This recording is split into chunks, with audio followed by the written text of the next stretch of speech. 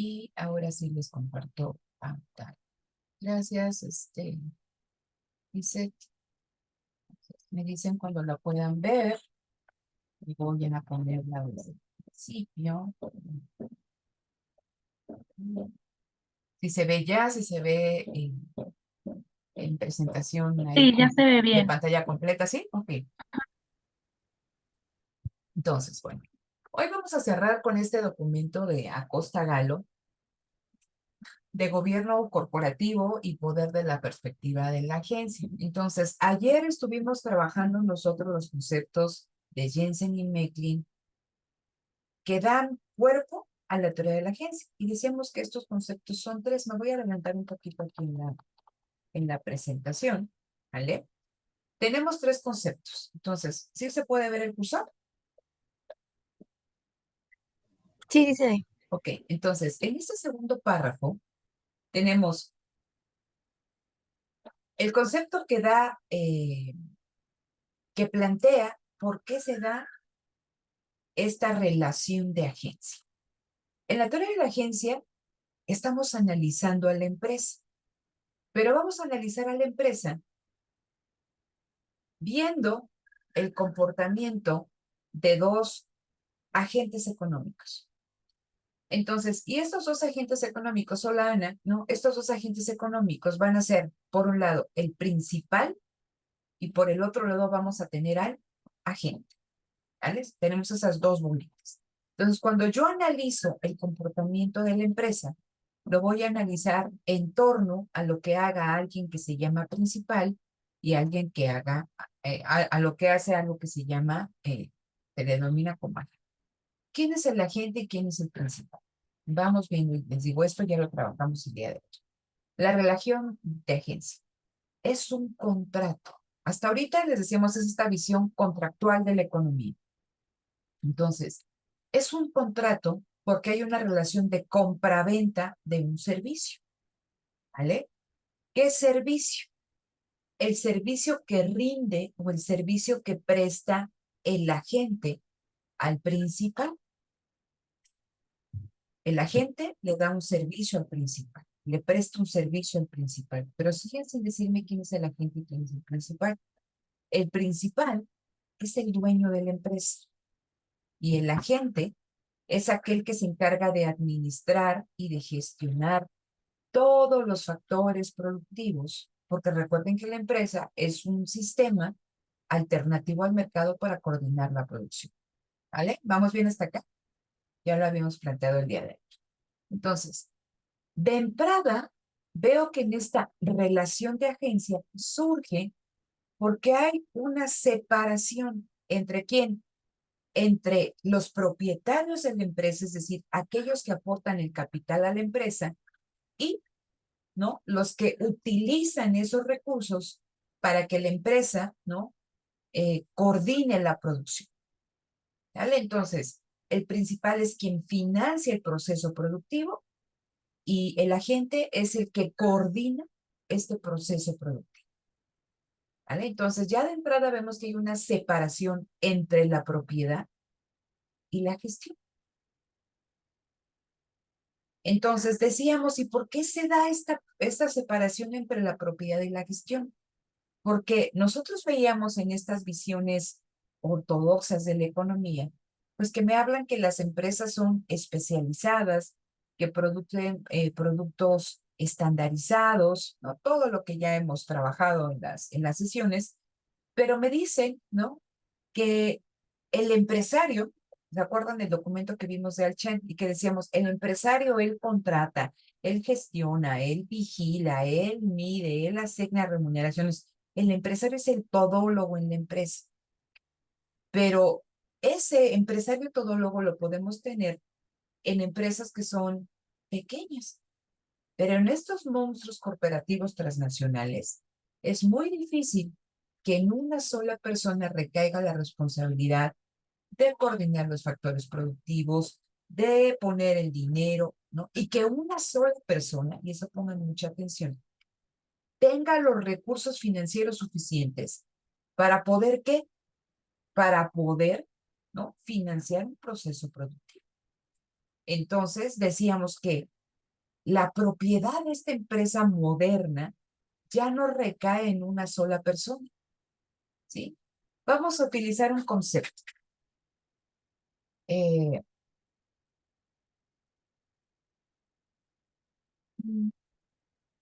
a ver, si imagínense, si yo soy la única dueña de una empresa, ¿cómo está la propiedad de la empresa? ¿Concentrada o desconcentrada? Yo soy la única dueña. ¿Está concentrada o desconcentrada? Está concentrada en una sola persona. Pero si esa empresa, ¿vale? De esa empresa son propietarias 100 personas, ¿cómo está la propiedad de la empresa? Desconcentrada, segmentada, ¿vale? Entonces, vamos a regresar al concepto de relación de agencia. Entonces, en la relación de agencia, vamos a ver que no hay un solo dueño, sino que hay múltiples dueños. Y a estos dueños se les va a conocer con el nombre de accionistas. Y decíamos, ellos van a ser dueños de la empresa en una parte proporcional a las acciones que detentan de esta empresa.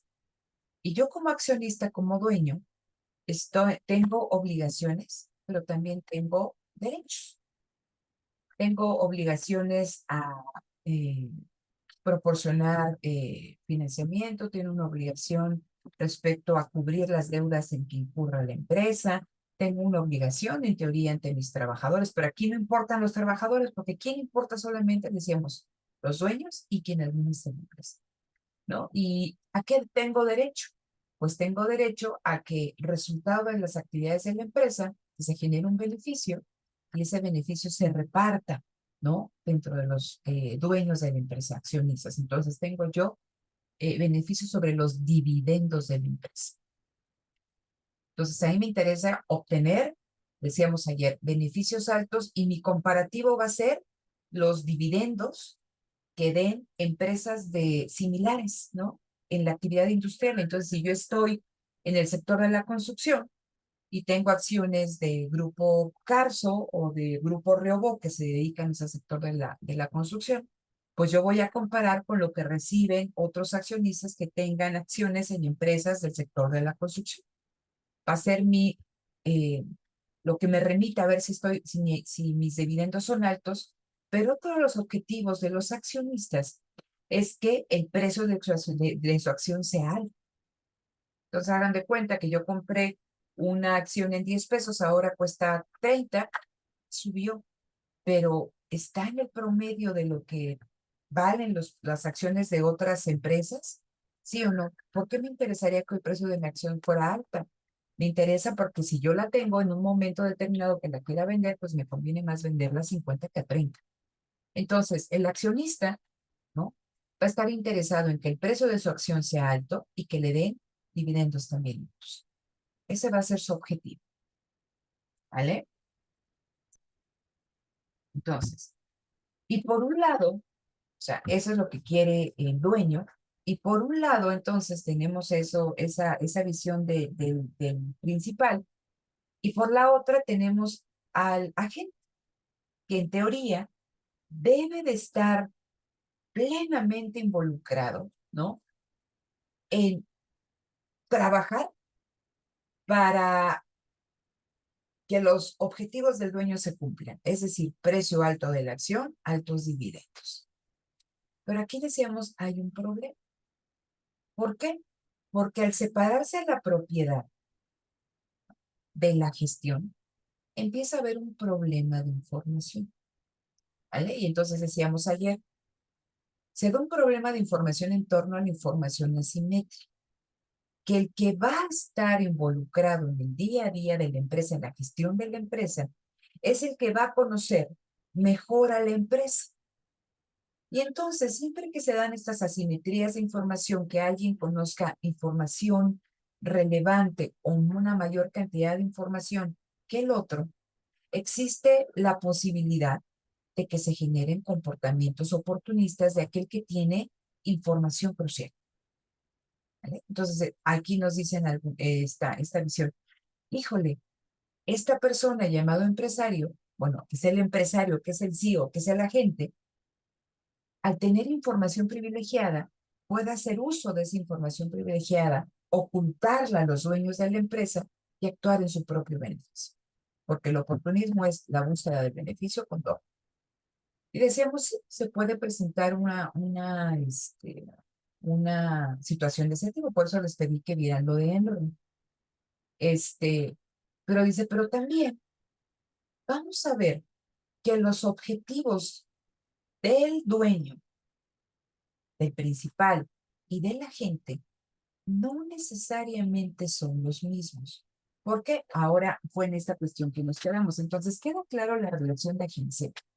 Relación de agencia se separa. ¿Por qué les digo? Porque vienen en el examen distintos ejemplos. Ustedes tienen que decir si es relación de agencia, si es problema de agencia, si es un costo de agencia, ¿no? Entonces, tiene que quedar claro el paso. Relación de agencia es que se separa la propiedad de la dirección, que alguien llamado el principal le otorga a través de un contrato a alguien que se llama agente la capacidad de actuar en su nombre, la capacidad de utilizar los recursos en su nombre, la capacidad de tomar decisiones en su nombre. Por eso, en el cuarto párrafo dice, se separa la propiedad y el poder de tomar decisiones, ¿vale? Y entonces recuerden que decíamos que dentro de la empresa, las decisiones de qué comprar, qué producir, en qué cantidad, quién se va para un lado, quién se va para el otro, surgen de decisiones discrecionales. ¿Por qué son discrecionales? Porque las toma el empresario. Porque recuerdan, de acuerdo a lo que nos decía Coase, en la empresa lo primero que se suprime es el mecanismo de precios. Las decisiones las toma alguien que se llama empresario. Entonces es un comportamiento discrecional.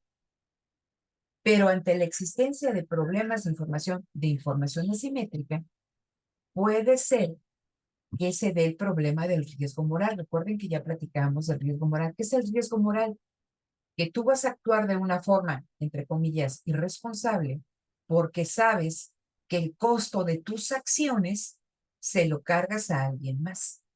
Entonces les prestan ahí el coche, sus papás o su hermano o su hermana este, caen en un bache, se le hace una bolita ahí a la llanta, medio no se ve, está en la parte trasera y ustedes no dicen. Y entonces eso es el riesgo moral. ¿Por qué?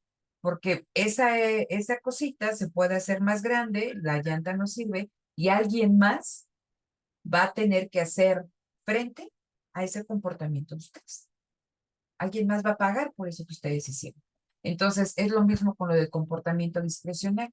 Si el agente actúa de manera discrecional, es decir, incurre en corrupción, en robo, en un mal uso de los recursos, al hacer, ¡pum!, ¿no?, el problema, alguien más va a tener que hacer frente. ¿Quién? Los dueños de la empresa, porque él únicamente administra, ¿vale? Entonces, eso le va a generar un costo a la empresa. Eso está relacionado con lo del costo de agencia, pero ese ya voy a ir en un momento. Entonces, ¿queda claro lo de la relación de agencia? Ujú. Déjenme ver. Entonces, vamos al segundo concepto que hay que trabajar, el problema de agencia. Entonces, el problema de agencia es que los intereses, fíjense, del empresario van así. Vean mi mano. Ahorita ah, bueno, así, ¿no? Una línea. O sea, empiezo acá en B. ¿Cuál es el objetivo? Precios altos de la acción, dividendos altos. ¿Hacia dónde tendrían que ir los objetivos de la gente? Hacia eso mismo. Darle a mis patrones, darle a mis empleadores un precio, o sea, trabajar por darles un precio de la acción alto y dividendos altos. Vea, ok, ¿cómo hago que el precio de mi acción sea alto? Pues que sea demandado por el mercado. ¿Y cómo hago que mi empresa, los inversionistas a nivel internacional, quieran tener mi acción, quieran comprar mi acción? Pues tengo que ser una empresa atractiva. Entonces tengo que ser una empresa pues que destaque por hacer las cosas distinto, por ser una empresa innovadora, por estar ofreciendo cosas que las demás. Entonces, la innovación es crucial. La cuestión aquí es cómo financio la innovación, porque para innovar requiero recursos no solamente monetarios, sino humanos, en términos de capital físico, de intangibles, patentes, conocimiento. O sea, requieren un montón de cosas. Ok. Entonces necesito recursos, aquí está. Entonces tengo que invertir recursos. Y les decía, si lo ven con la doctora Josefina, eh, han visto que el proceso de investigación, o sea, la innovación es el llegue, es el punto final.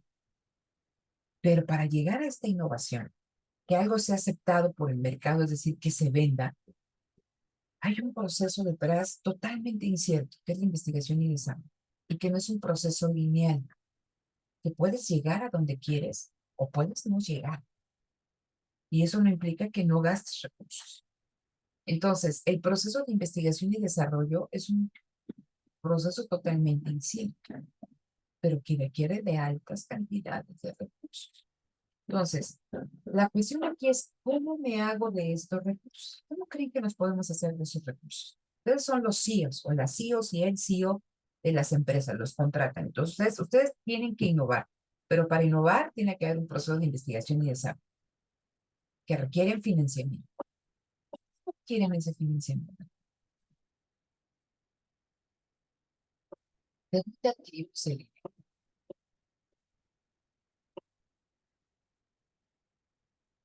Decíamos ahí en el video de Jensen y Meklin. Entonces, a ver, no están haciendo su chamba, queridas. Y querido Eric no ha abierto la boca desde que llegó aquí, ni abre cámara, ni nada. Entonces, recuerden que viene el examen la siguiente semana. Y esto no funciona si ustedes no participan. ¿Vale? Entonces, por enésima vez, participen. Tienen todo el material a su disposición. Entonces, ¿cuáles son las vías para poder financiar un proceso de innovación? La primera, iba a ver, ¿a quién le pido dinero? Ah, a los dueños. Y les digo, ¿saben qué? Tuvimos ganancias de 100 millones de dólares, pero o sea, necesitamos recursos para financiar un proceso de innovación, de investigación y desarrollo que nos lleve a tener tal cosa. Entonces, para eso necesito la mitad de esas ganancias. Entonces, se le conoce como las ganancias retenidas. Entonces, en lugar de repartirles 100, yo les voy a repartir 50. ¿Vale? Esa es una vía, ganancias retenidas. Otra vía, el financiamiento bancario. ¿Vale? Nada más que una cuestión importante es que el financiamiento bancario está pensado más allá de un financiamiento de largo plazo, que es lo que requiere un proceso de investigación y desarrollo, pues está pensado en términos mucho más cortos, en términos de tiempo, ¿no? En una visión más cortoplacista y pensada más en enfrentar algunas desviaciones en términos de capital de trabajo. Entonces, no es tan pensado para ese tipo de financiamiento. Ok, pero si yo le pido una cantidad importante al banco, el banco, o sea, primero obviamente va a haber cuestiones de reputación de empresa, etc., pero también el banco necesita vigilar que se haga un buen uso de esos recursos. Y entonces el banco dice, ah, sí te lo presto, pero permíteme incorporar, ya vamos ahí a tu consejo directivo, a una persona, a un funcionario del banco, pues para que esté presente y que vea que se está haciendo un buen uso de esos recursos. ¿Por qué? Porque al banco le interesa que esos recursos le sean pagados. ¿Vale? Entonces, ya vimos dos formas de financiamiento. Ganancias retenidas, financiamiento bancario. Hay una tercera forma de hacerme de esos recursos. ¿Y es a través de qué? Del mercado accionario. ¿Vale? Entonces, si yo emito más acciones, significa que cuando yo las lanzo en el mercado primario es donde se van a intercambiar las acciones que se están emitiendo por primera vez. El mercado secundario ya son acciones que ya se emitieron y que se compran y se venden. ¿Vale? Entonces, yo voy a sacar una cierta cantidad de acciones, no sé, o sea, necesito yo 5,000 pesos. Ah, entonces voy a sacar 5,000 acciones a $1 cada una y de esa forma eh, quienes las adquieran se convierten en qué? En dueños de la empresa y están financiando ese proceso. Entonces, ¿cuál es la diferencia entre el financiamiento bancario y el financiamiento a través del mercado de valores? Que el financiamiento a través del mercado de valores está pensado en una visión mucho más de largo plazo y pensando financiar este tipo de procesos, ¿no? De inversión de larga data. Entonces ya tengo sentada esta jerarquización, ganancias retenidas, ganancias, ganancias retenidas, crédito bancario y crédito a través del mercado de valores. Vamos a pensar en la primera. Todos tienen pros y contras. Pros para quién y contras para quién. Para la gente. Porque recuerden que es lo único que estoy viendo, ¿no? Las acciones del principal y de la gente. Entonces, todo esto está planteado en función de cómo financia un proceso de inversión. Entonces, ¿cuál es el problema para la gente? A ver, si yo financio mi proceso de inversión a través de ganancias retenidas, ¿a quién no le conviene? Pues al propietario, al principal. Porque recuerden que ellos, su objetivo es tener la máxima, o sea, tener niveles altos de dividendos y también que el precio de su acción sea alto. ¿Por qué no le conviene? Porque en lugar de repartirle 100, le van a repartir 50. Y aquí hay una cuestión interesante. Cuando ustedes revisan, ¿quién vamos a considerar un empresario? Se ve que el empresario dice es como un matrimonio. Cuando tú te casas con alguien, no estás pensando en divorciarte a los 2 días. Estás pensando que el matrimonio perdure, sino toda la vida, pues la mayor cantidad de años. ¿Vale? Eso es lo que hace un empresario. Cuando crea una empresa, no está pensando en que la empresa va a perecer, ¿no? Sino que está pensando que esa empresa dure mucho tiempo. Pero cuando ustedes compran una acción, que es la caso del accionista, eh, en el caso del accionista, él tiene la acción de una empresa no para dársela a sus hijos, a sus nietos, a sus bisnietos. Un accionista, ¿no? Hace todo un portafolio en función del riesgo que conlleve tener cada una de estas acciones. Y lo que hace este accionista es estar pensando en comprar barato y vender caro. Entonces están especulando en la bolsa de valores. No están pensando tener la acción, la tenencia de la acción en un horizonte de largo plazo, sino están nada más viendo en qué momento pueden vender a un precio alto y comprar otras acciones, están modificando su portafolio de inversión. Entonces, eso es un problema, porque fíjense, aquí vemos que ya llegamos a la cuestión que dicen que los intereses del accionista, del accionista que es el principal, y de la gente que es el CEO o el empresario deben converger, deben ser los mismos. Pero ya vimos que hay un problema en términos de temporalidad. El principal o el accionista tiene una visión de corto plazo, de ganancias de corto plazo, y el agente tiene una visión de que esas ganancias son resultado de un proceso de inversión, de innovación y desarrollo de innovación que no es de corto plazo, sino que es de largo plazo. Entonces, aquí de entrada ya tengo no una convergencia, si en lugar de ir así, se separan, no convergen. ¿Por qué? Porque una visión es de corto y otra visión es de largo. ¿Vale? Entonces, de entrada, eso no es algo que le convenga ahí. ¿Cuál sería mi opción? Bueno, vamos a optar por el crédito bancario. Pero si me dan el crédito bancario, ello implica que si me va, o sea, es un monto importante, van a poner a un funcionario del banco dentro del consejo directivo de la empresa y va a estar monitoreando la actividad de quién, de la gente. Entonces, cortan esa libertad de acción, este comportamiento discrecional que puede tener o que puede desembocar en un riesgo moral. Y eso no necesariamente es algo que el agente, ¿no? No le resulte cómodo. ¿Qué pasa si se opta por la tercera opción? Esta cuestión del financiamiento vía mercados bursátiles. ¿A quién no le conviene? Le conviene a la gente. ¿Por qué? A la gente, estamos hablando del CEO. ¿Por qué? Porque digo, necesito 5,000 pesos. Si me los da el banco, me lo da una institución y me va a poner una persona. Pero si necesito 5,000 pesos y 5,000 personas me compran una acción, la propiedad de la empresa se va a diseminar, se va a desconcentrar más. Imagínense que antes estaba la propiedad de esa empresa en 5,000 personas. Si ahora yo saco 5,000 acciones, ahora esa propiedad se divide entre 10,000 personas. Entonces, ¿qué? Se disemina aún más. Imagínense que tienen aquí un puñadito de confeti. Si lo tiene una persona está concentrado, pero si lo avienta, ¿qué le pasa a ese confeti? Se disemina por todo un espacio. ¿Vale? Entonces, ¿qué pasa? Que una persona no va a estar vigilando lo que haga ese agente. Pero ¿a quién no le conviene? A los dueños de la empresa. ¿Por qué? Porque la riqueza, el pastel que antes se dividía entre 5,000 personas, ahora ese pastel se tiene que dividir entre cuántas. Entre 10,000, ¿vale? Entonces, esto que les acabo de plantear de manera muy, muy sintética, ¿no? Estas formas de financiamiento se le conoce como la estructura financiera de una empresa. Entonces, no significa que si una empresa elige A, no elige B y C. No, depende de cada empresa. Puede haber empresas que aporten más a través de ganancias retenidas, algunas a través más de crédito bancario, algunas reciben más fondos para el financiamiento a través del mercado de valores, etc. Eso es la estructura financiera de la empresa.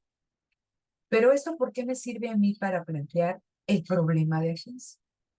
Porque vamos a ver que el problema de agencia es que no necesariamente los intereses del principal y de la gente coinciden, ¿sí? Y entonces hay una diferencia en términos de temporalidad. Unos piensan en corto, otros piensan en largo, y otros piensan, ¿no? O sea, este quiere ganancias rápidas, pero el otro dice, oye, pues espérame, porque decíamos, ¿por qué me van a contratar a mí allá afuera cuando deje esta empresa? Van a decir, ah, Chuchito Pérez o Chuchita Pérez, ¿no? Llevó a Microsoft a ganar tanto, entró en tanto, sacó tantos procesos innovativos. Fíjense, les ponía el ejemplo el día de ayer de Steve Jobs, ¿no? O sea, que fue la gran mente detrás de Apple. Ahorita está este señor que quedó, es el CEO ahí en Apple, que es Tim Cook. Y hace unos meses estaban viendo como unos visores, ¿no? De esos que te pones aquí, ¿no? Que conjugaban dos tipos de tecnología, realidad aumentada, y no me acuerdo la otra, ¿no? Dicen, y si pega, dice, pero hay una gran incertidumbre respecto a si va a ser aceptada por el mercado, esta nueva idea, ¿no? Y dicen, pero si es aceptada, o sea, si tiene un éxito comercial, va a ser la primera gran innovación de Apple dirigida por este Tim Cook, ¿no? Después de la era de Jobs, ¿no? Entonces, pero fíjense, pero si no pega, hubo costos importantes para la empresa, pérdidas, quizá. Entonces, las pérdidas se pueden dar, y eso aquí le va a pegar, pues, a los accionistas, ¿no? Entonces, las pérdidas se pueden dar por un proyecto de inversión, porque digo, es incierto, o bien porque la persona, en este caso el CEO, tome comportamientos oportunistas. Entonces, el problema es de que no necesariamente convergen los intereses de propietarios y de administradores. A ver, entonces, ya vimos relación de agencia, problema de agencia, y viene el tercero, el costo de agencia. ¿Cómo le hacemos entonces para reducir estos riesgos en torno a las decisiones que tome la empresa? Como lo veíamos en las lecturas de Elchen, pues hay que vigilar. Entonces, todos aquellos costos de vigilar el comportamiento del empresario, esos costos de vigilancia, entran dentro de los costos de agencia. Los costos en los que tienen que incurrir el principal para minimizar el comportamiento discrecional del agente. Por eso dice costos de vigilancia, supervisión. ¿Cómo le hago también para que estos comportamientos discrecionales, es decir, que no esté buscando su propio interés, sea cual sea válido o no válido, se den? Costo de incentivos. Y decíamos, al final lo que media esta relación laboral es un contrato.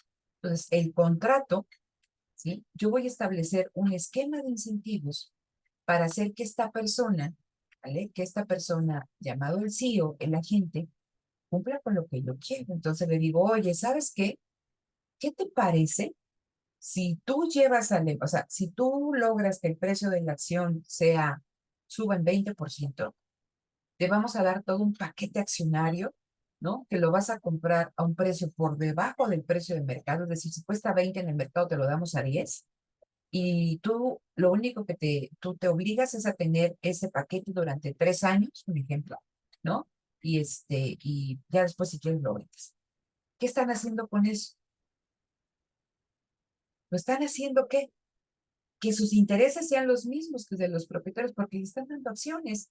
Entonces, a mí, si me dan acciones, dicen, pues me interesa tener el precio alto, entonces voy a trabajar, ¿no? Bajo esta lógica, en que el precio de la acción sea alto. Entonces, pero eso también implica costos o darles salarios muy altos en comparación de los que reciben otros CEOs del sector. Todos estos son ¿qué? Costos para minimizar el problema de agencia. ¿Qué otro tipo de costos hay? ¿No? Recuerden que aquí hay un contrato, y estamos hablando de contratos a alto nivel. Entonces, nos decía Williamson, hay costos de negociación antes de firmar un contrato. Entonces, hay costos de negociación ex ante, pero también hay costos de transacción, en este caso, ¿no? Para vigilar que se cumple el contrato y si no, híjole, ¿no? Renegociar ese contrato. Y también vienen, si ustedes se fijan, el primero, el 3 y el 4, costos de fianza y costos de oportunidad. ¿Qué pasa si un empresario, este CEO, este agente, toma decisiones equivocadas, es decir, que le pegan a los beneficios de la empresa? Pues los dueños, porque les digo, al final ellos son los que responden, ¿no? Por la empresa, pues tienen que tomar una fianza, un seguro para hacerle frente a determinadas situaciones. Tuvimos nosotros aquí, es un ejemplo, fíjense, hace, ¿qué será? 15 días, 20 días, fue muy sonado el choque de un buque ahí en los Estados Unidos a un puente, ¿no? Y entonces este buque era, o sea, tenía nacionalidad, no me acuerdo, noruego, finlandesa, ¿no? Pero lo habían contratado alguien en Estados Unidos, entonces, y le pega ahí a la infraestructura, porque no solamente hubo pérdidas físicas millonarias, sino humanas, ¿no? Entonces, eh, estas pérdidas, ¿cómo se van a enfrentar? Por las empresas que dedican a esto tienen un seguro, es como cuando contratamos un seguro de auto, tú compras un seguro para no utilizarlo. Entonces, aquí también se toman costos de fianza, costos de seguro, por tratar de enfrentar algún problema que derive de la toma de decisiones de este agente. Y también está el costo de oportunidad. ¿Qué es el costo de oportunidad? Ah, que el empresario se fue por la opción B y no por la opción A y era mejor la opción A. Entonces dejaste de ganar algo, por eso eso también tiene un costo. Entonces, con estos costos, lo que aquí me gustaría que ustedes se dieran cuenta es que esto sí, es netamente neoclásico. ¿Vale? Entonces, cuando estamos hablando de esta cuestión no clásica, el objetivo de la empresa es la maximización de beneficios. El objetivo de los dueños es la maximización de su precio, la maximización de su utilidad en los dividendos. Pero, dada la existencia de estos problemas de información asimétrica y que se incurren en costos para reducirlas, que son los costos de agencia, no se llega al óptimo. El óptimo sería, ¿no? Que de mis ingresos totales únicamente quitara los costos totales, que son los de producción. Pero aquí tengo que ver que más costos de vigilancia, más costos de incentivos, más costo de fianza, más costo de oportunidad, más costo de negociación. Entonces, en lugar del óptimo, llego a un subóptimo. Y como lo veíamos con Williamson, es la misma lógica. Tenemos que determinar qué tipo de contrato es el más, dice aquí, el más eficiente, el más adecuado para regular esta relación entre el principal y el agente. Es decir, para que este agente tenga la menor cantidad de comportamientos discrecionales que vayan en contra de los objetivos de los otros. ¿Vale? Entonces, esto es importante cuando veamos. Entonces, estamos hablando de subóptimos, ¿sale? Y seguimos con esta lógica del contrato más adecuado para regular esta cuestión. ¿Qué impacto tiene? Esto en el desempeño de la empresa. Fíjense. Entonces, aquí hay un problema que se gesta para el agente, el empresario, el CEO, porque le es castigado emprender procesos de inversión de largo plazo.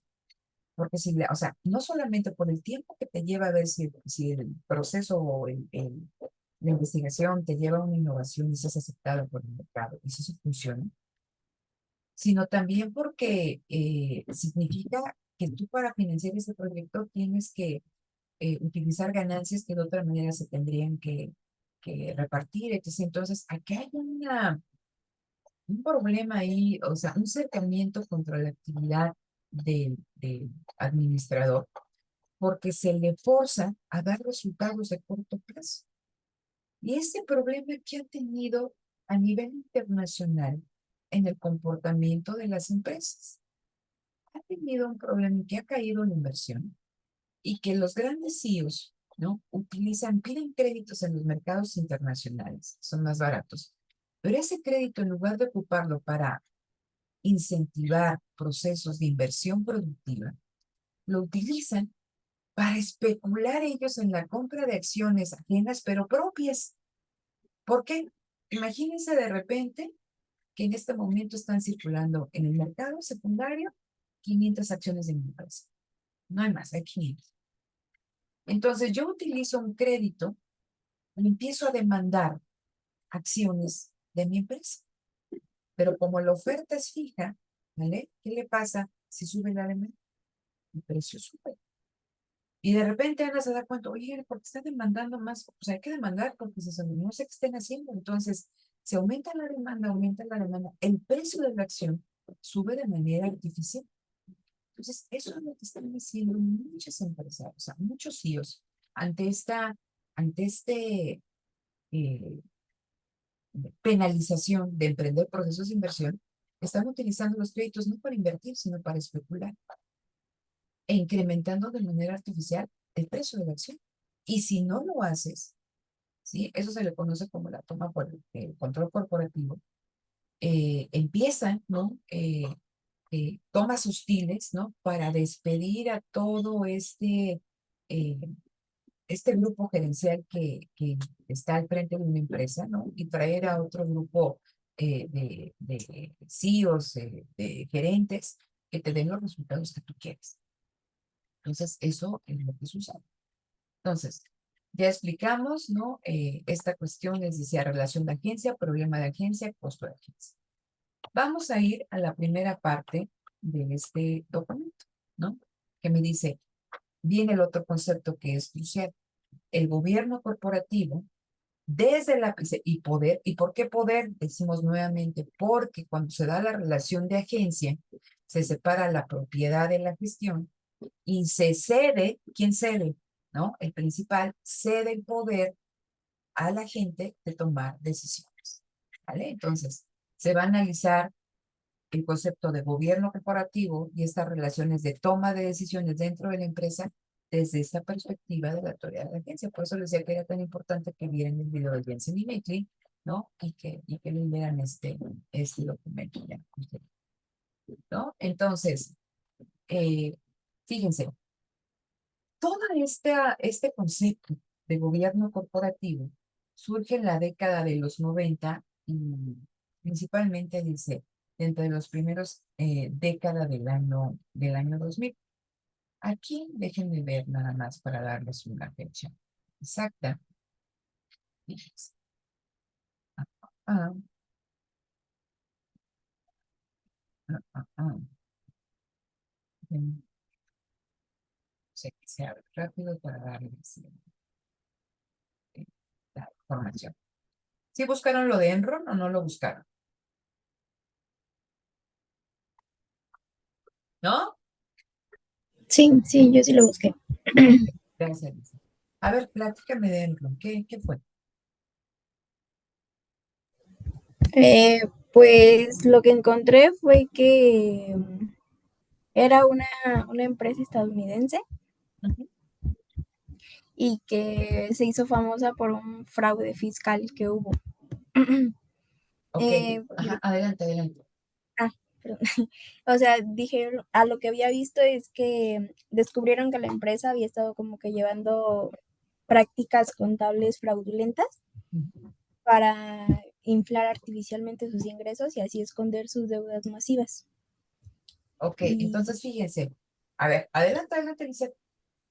no, no era todo, nada Ah, más que ya. no me acuerdo la fecha, pero Ok, era creo que en 1990 o sí, dos mil fíjense, uno creo que fue cuando se hizo famosa o algo así. fíjense. Dice, el 2 de diciembre del año 2001 se anunció la suspensión de pagos de Enron, empresa norteamericana comercializadora de energía eléctrica y gas natural. Esta corporación fue considerada como la segunda transnacional energética del planeta y la séptima empresa más importante de los Estados Unidos. O sea, estaba en un sector crucial, ¿no? La energía eléctrica y el gas natural. Entonces, o sea, todos querían, o sea, cuando tú tienes una acción, existe todo un grupo de calificadoras que ven, o sea, revisan todos tus balances y dicen, a ver, cuánto deben, qué está invirtiendo, cuánto gana, cuánto gasta. Entonces, van dándole una calificación a las acciones. Y entonces la máxima calificación que dices es una empresa de 10, son la triple A. Ah, bueno, ¿no? Entonces ahí va bajando. Ya no es triple A, son dos A's, A, B, B, triple B, B, así, ¿no? Y las van ahí clasificando. Entonces, todas las calificadoras a nivel internacional, pues calificaban a las acciones de Enron con triple A. Entonces era una empresa innovadora, todas querían tener, ¿cómo se llama? Una acción de Enron, había una alta demanda, el precio era alto, las dividendos altos, etc., ¿no? Por eso nos dicen, fue considerada, dice, como la segunda transnacional energética del planeta y la séptima empresa más importante de los Estados Unidos, reportando utilidades netas por 40.000 millones de dólares, dice, y 100.000 millones durante el año 2000 y 2001 respectivamente, ¿no? Entonces dice, ¿qué pasó? Y de repente, o sea, fue toda una, ¿cómo se llama? Fue todo un escándalo a nivel internacional, fíjense. Enron, en 15 años, de ser, o sea, fíjense, 15 años, de ser una pequeña compañía de gasoductos en Texas, pasó a ser la segunda transnacional energética del planeta, después de ExxonMobil. También se le consideró la séptima empresa de los Estados Unidos. A lo largo de la pasada década, estamos hablando aquí de los 2000, se conformó una compleja estructura. Aquí está la cuestión. Entonces, era la gran empresa Enron, o sea, el gran conglomerado Enron, pero tenía una compleja estructura de 3.500 filiales, o sea, 3.500 empresas estaban dentro del grupo Enron, repartidas por todo el mundo, incluyendo Reino Unido, Argentina, Bolivia, Brasil, Filipinas, Indonesia, China, India, Mozambique y México. Dice, Enron era considerada hasta finales de 2001 como la empresa más grande del mundo en las ramas de electricidad, gas natural y comunicaciones. Era líder, ¿no? En la comercialización de electricidad y gas natural. Dice, en el sector financiero, llevó a cabo operaciones con instrumentos de alto riesgo. Recientemente había extendido sus negocios al campo de la banda H para Internet, ¿no? Entonces tenía intereses, o sea, incursionó no solamente en el sector energético, sino en telecomunicaciones, en servicios financieros, en la industria papelera y en plástico, ¿no? Entonces, ven, y de repente, dice, reportó pérdidas de 1.000 millones de dólares en 2001. ¿Por qué les estoy diciendo todo esto? Porque vean lo último que tenemos en esta diapositiva. Problemas de gobierno corporativo. El gobierno corporativo se hace importante ¿dónde? Años 90 y la década de los. Y el caso de Enron tiene mucho que ver. Les leo este parrafito y trabajamos. Dice, la principal empresa comercializadora de electricidad y gas natural de Estados Unidos reportó pérdidas por 1.000 millones de dólares para el tercer trimestre de 2001. Paralelamente se conocieron otras pérdidas por 1.200 millones de dólares en operaciones que no se reportaron en los libros contables de la empresa. Además, las oscuras fórmulas de contabilidad de Andrew Fastow, su jefe financiero, generaron beneficios ficticios por 586 millones de dólares en los últimos 5 años. Y entonces tenía un creciente endeudamiento y muchos problemas por ahí. Entonces, ¿qué es lo que vemos en este sentido? ¿Quién puede tener una mayor información de Enron? O sea, vean el tamaño de empresa. 3.500 subsidiarias, 3.500 empresas, o sea, todo un entramado contable.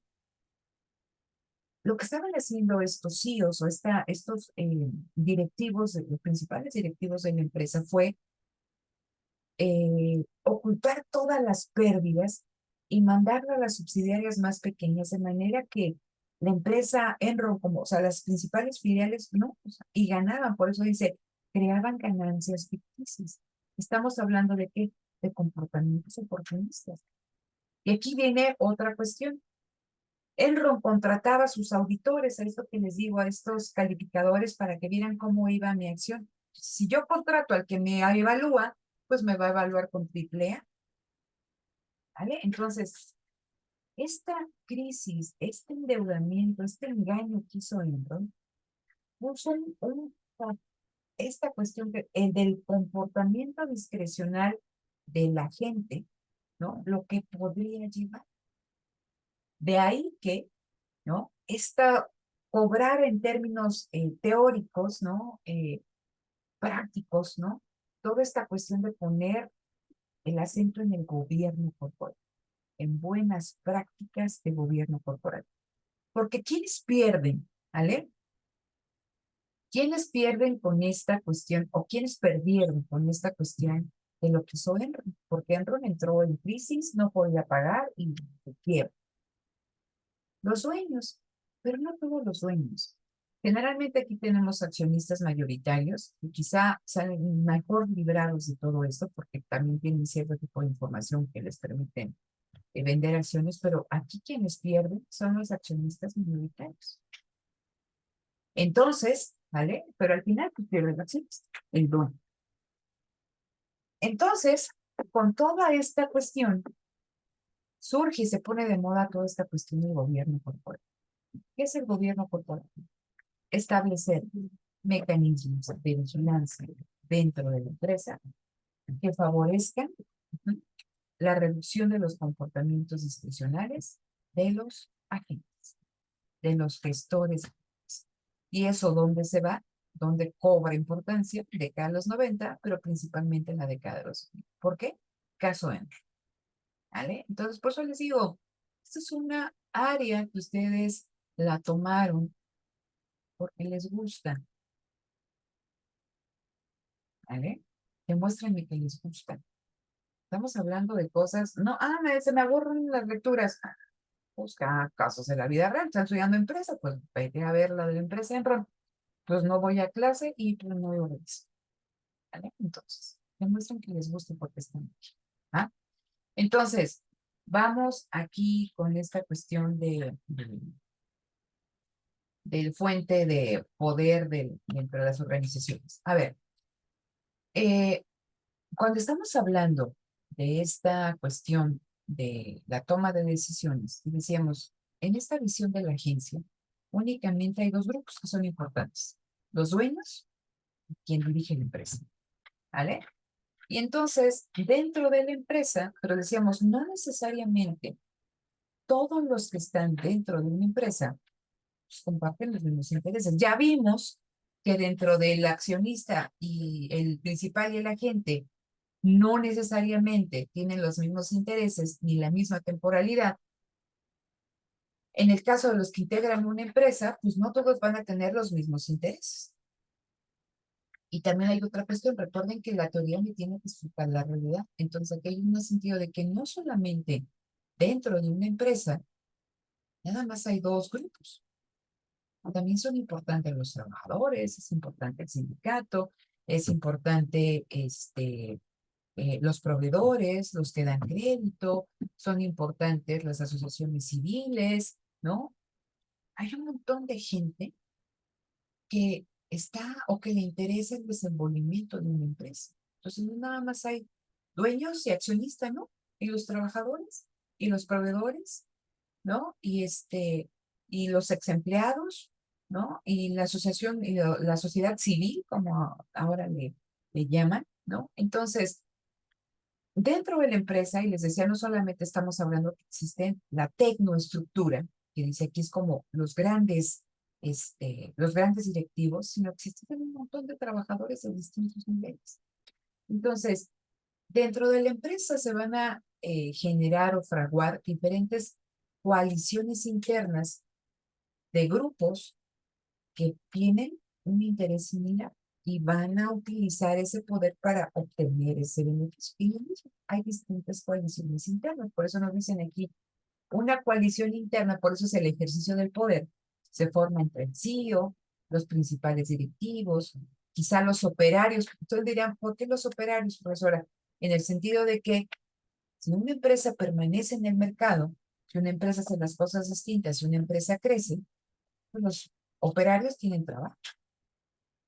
¿Sí? Entonces son diferentes visiones. ¿Cuáles son las coaliciones externas? Los dueños, los asociados, los ex empleados, el público diverso, consejeros externos e internos de la organización. Eso no me interesa tanto. Eso lo plantea la lectura para otro fin que viene la lectura. Entonces decíamos, a raíz del caso Enron, esta cuestión del gobierno corporativo se hizo cada vez más relevante. Ustedes pueden ver aquí, eso es una foto que es muy común en las empresas. El directorio, ¿no? El consejo directivo. Vamos a ver algunos ejemplos. Entonces ven a señores, señoras, ¿no?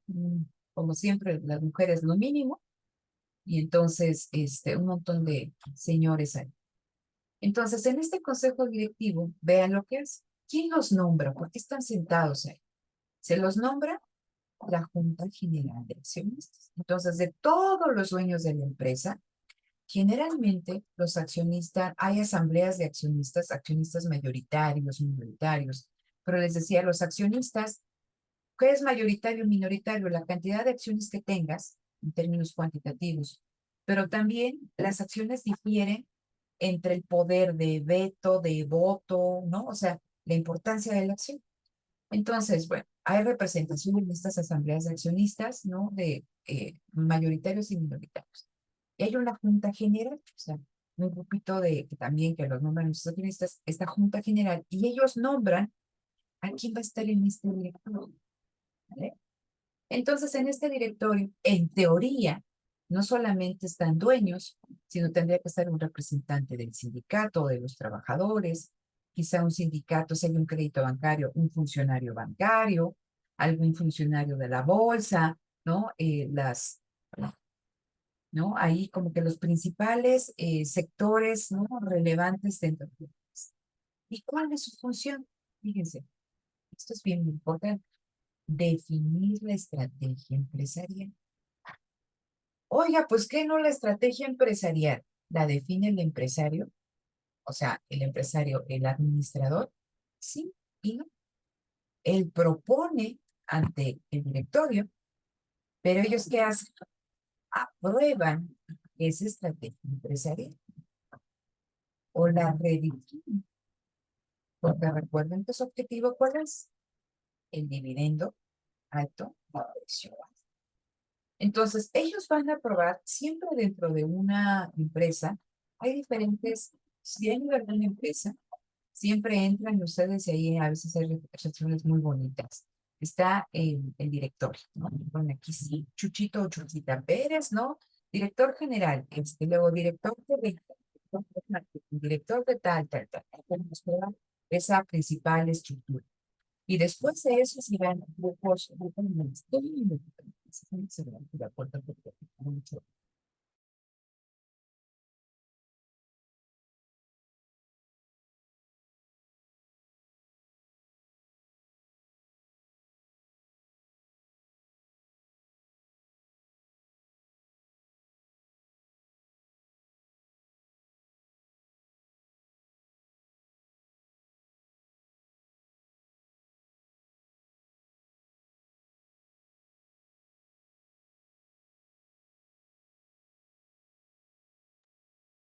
Ay, no se escucha, profesora. Tiene el micrófono apagado.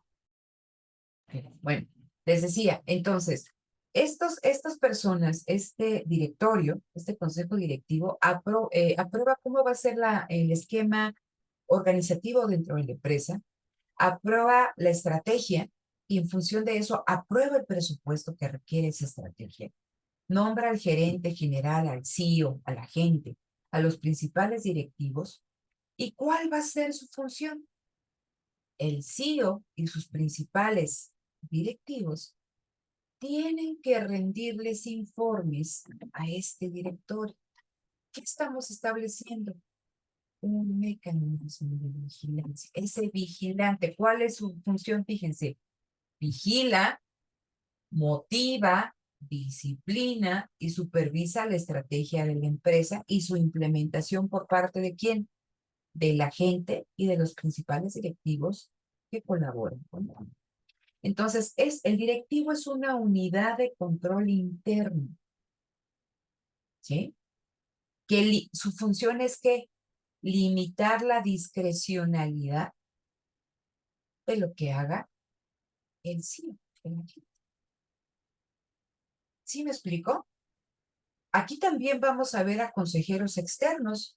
Si ustedes ven, ahorita a ver si nos da tiempo, ¿no? Que entremos a una página normal. Vamos a ver quiénes son los consejeros externos.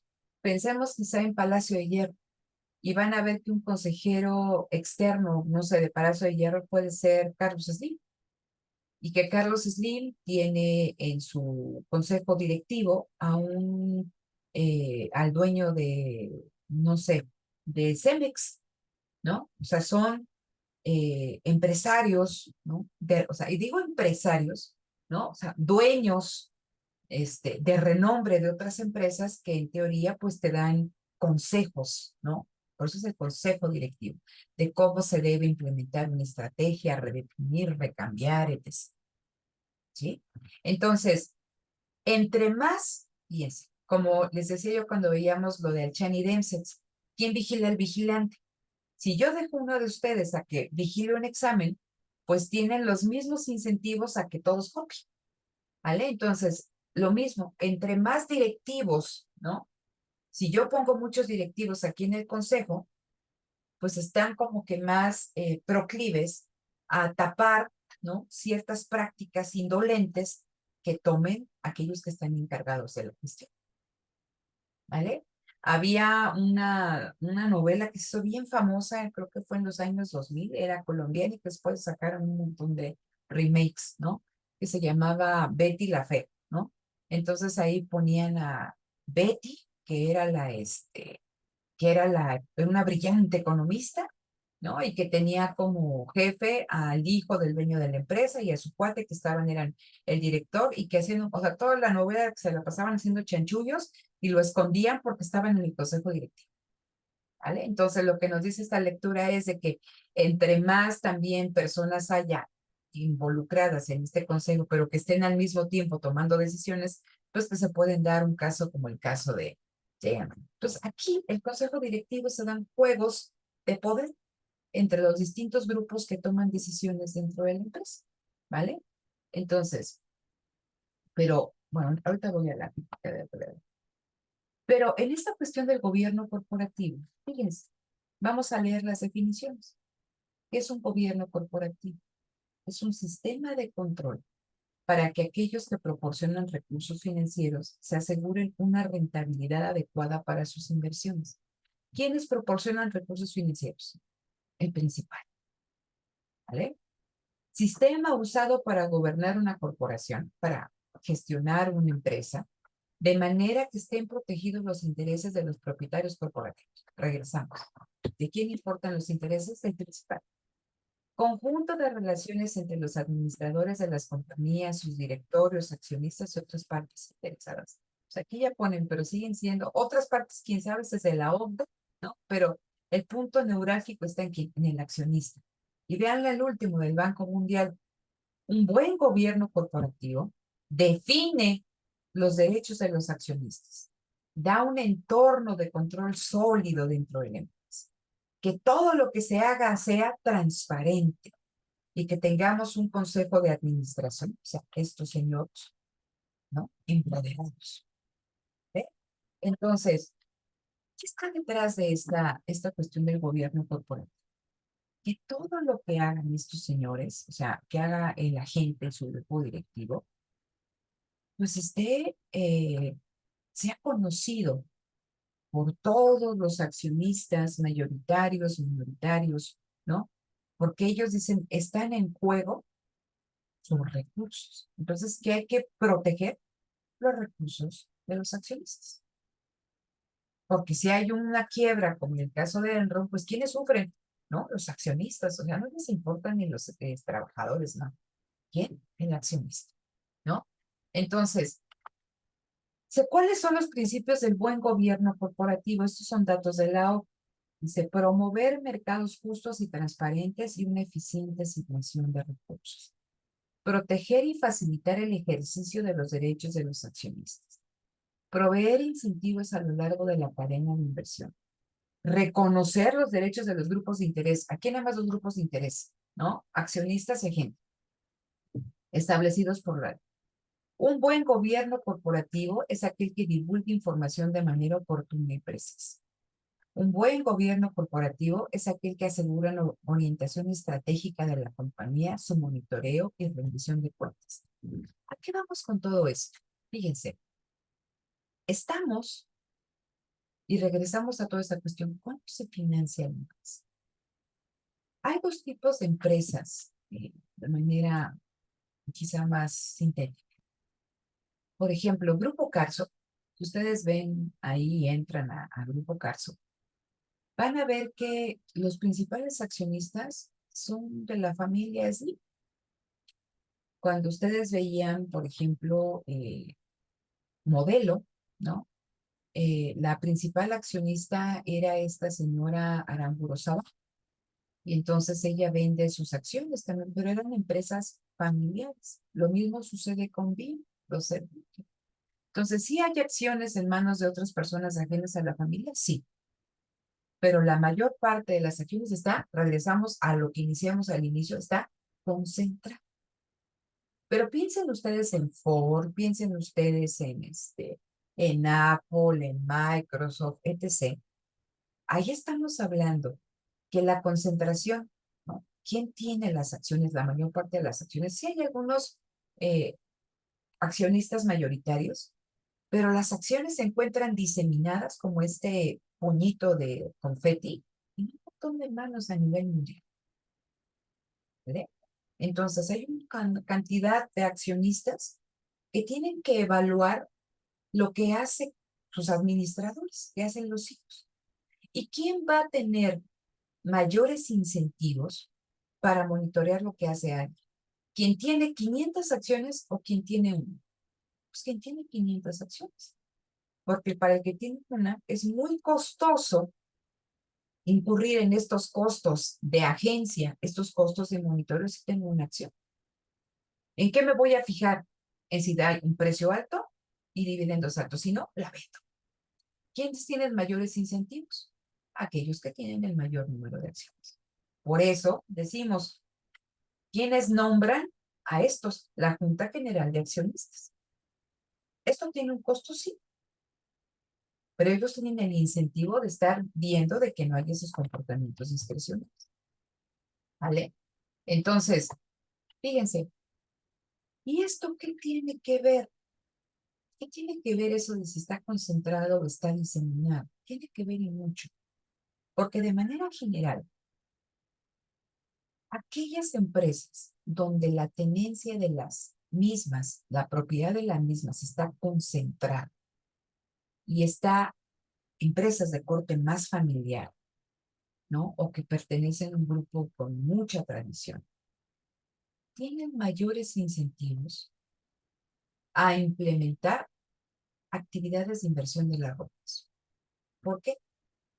Ustedes creen en Bimbo, ¿no? Empresa familiar, pues ellos lo que les interesa es que Bimbo permanezca. Son parte de una misma familia, la mayor parte de estos dueños. Entonces, van a estar más incentivados a realizar proyectos de inversión. Pero si Bimbo estuviera en manos de 5,000 Estoy dando un dato ayer al aire, ¿no? 5,000 personas que tienen una acción cada quien, pues a mí lo que me interesa es el precio y mi dividendo. No me interesa si inversión. Es más, me puede causar un costo. Entonces, esto tiene mucho que ver con esta cuestión de la inversión, que al final es lo que nos interesa, que fue lo que ayer ya planteamos en el salón, la inversión, los procesos de inversión. Y decíamos, el modelo, ¿sale? El modelo más común en los últimos años es el modelo shareholders o anglosajón. Y tengo otro modelo, que es el stakeholders o alemán, y desea que aquí también aquí hago un modelo chino. La próxima sesión de manera presencial vamos a terminar esta cuestión de los dos modelos, ya para que ustedes lo tengan mucho más claro, lo vamos a ver, y les voy a pedir algo nada más antes de que se me pase. Fíjense, déjenme abrirlo aquí. Ustedes pueden entrar y me dicen si lo ven. ¿Ya lo pueden ver? Sí, sí se ve.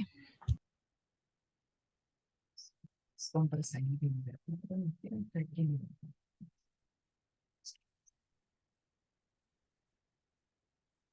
Esta página de Liverpool, pero pueden entrar a donde quieran, ¿no? Vean lo que dice aquí. Acerca de Liverpool.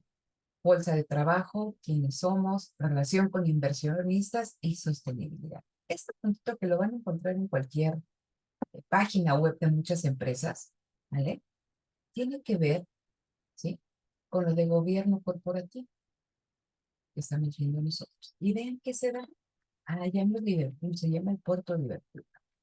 Me dan información financiera, los informes anuales, los informes trimestrales, comunicados de prensa, la conferencia trimestral, la presentación corporativa, la acción Liverpool, ¿no? ¿Cómo está? Fíjense, la acción Liverpool. Clave de cotización, ¿cómo se cotiza esta acción en el mercado de valores? Liverpool. Ajá. ¿Cuándo entró a cotizar en la Bolsa Mexicana de Valores? En 1965. ¿Cuántas acciones hay en circulación? ¿No? Aquí estamos hablando 1 millón, billón, ¿no? 1.342.000.000, todo ese es el número de acciones. La serie 2007-1, que supongo que son las últimas, se tiene derecho a voto. Entonces, no todas tienen derecho a voto. Dice, hasta donde es nuestro conocimiento, el puerto de Liverpool no tiene como inversionista entidad alguna del gobierno. ¿Por qué nos dicen esto? Porque en el caso de la empresa japonesa, ¿vale? Muchas empresas de las más importantes, un importante inversionista es el gobierno, ¿vale? Entonces, bueno, emisiones de deuda, ¿no? Vean, la serie 20, se emitieron aquí, ¿no? Cierta cantidad de acciones por un monto de ¿qué? De 5,000 millones de pesos. Se requerían 5,000 millones de pesos, se emiten acciones. La serie 19, es lo que les estaba explicando. ¿Esto cuánto se hizo en 2019? En 2020. Ok. Consejo de Administración. Vean, ¿quiénes son? ¿Quién es el presidente de este consejo donde estaban los señoros y las señoras, ¿no? Max David, él es licenciado en Administración de Empresas por la NAWA, es presidente del Consejo del Puerto de Liverpool, tiene más de 40 años de experiencia en comercio al menudeo.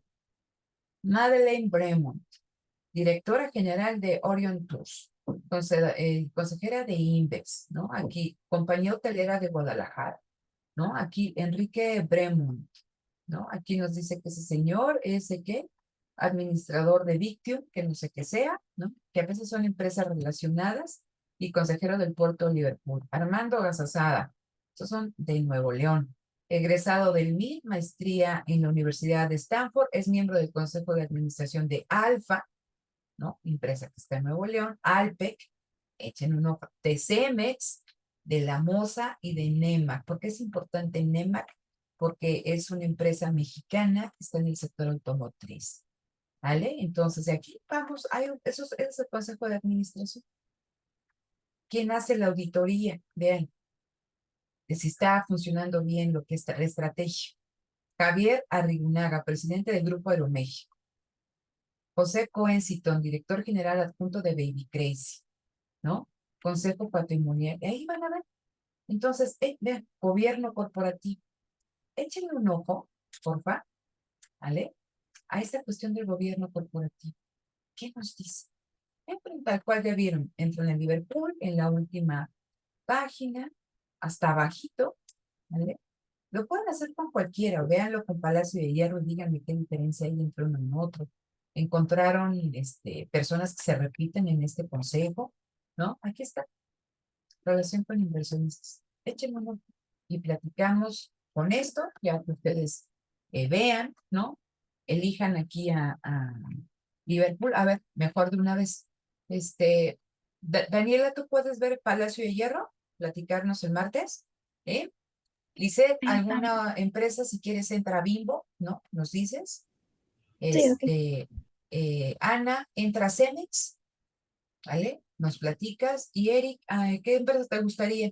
A ver, vamos a buscar alguna Nemac, ¿no? Entra a Nemac y nos cuentas el Ok. martes, ¿vale? Entonces, vemos ahí qué encuentran ahí en la página, qué les resulta interesante en términos de las acciones, el consejo, y cerramos con esta parte, ¿vale? Entonces, hasta aquí es la primera parte que veremos en el examen. Y ya, yo creo que ese mismo día empezamos a platicar de la lectura de Edith Penrose de la teoría de las capacidades, ¿vale? Entonces, en un ratito proceso esto, ya, pauso.